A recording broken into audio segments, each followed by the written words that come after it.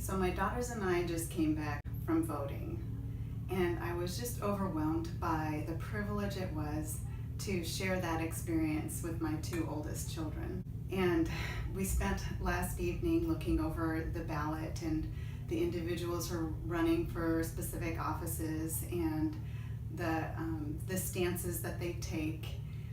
And it was just such a wonderful time of talking through what we valued and why we value the things we do and which things are the most important that we believe that each person is going to represent and fight for those things and enact and protect the liberties that we have.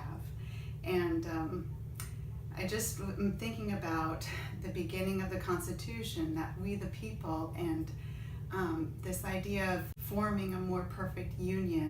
That is all what the kingdom of God is about, is becoming more unified, being one in purpose and in heart and in desire to making things right in this world. And that has been my prayer in this election, that we would all come together to be of one mind.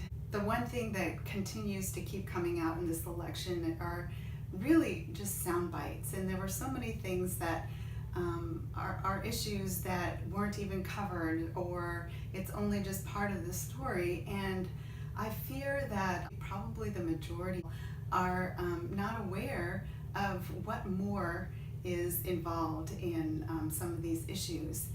We have so much information coming at us from everywhere, and Twitter, that's just these little sound bites and whatever, and we don't spend the time to just listen, to pray, to consider who is really about the good of all people. Who is it that is wanting to treat all people with dignity and regard? I guess that's what my prayer is right now. There's 2 more days until the actual voting day. In Illinois, we can vote a little early, which is so nice. But there is something about coming out together as a community, and there were a number of community residents that were there, and so it was beautiful to participate in that together.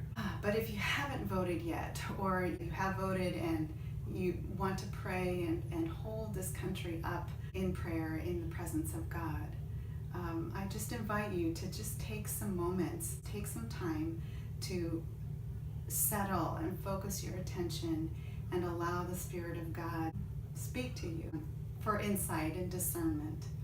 I just got this beautiful Tibetan singing bowl that I've been using with my son to help him each day when he comes home from school to center. And I think we need all of us to center as a country, but not even just for our country, for our communities.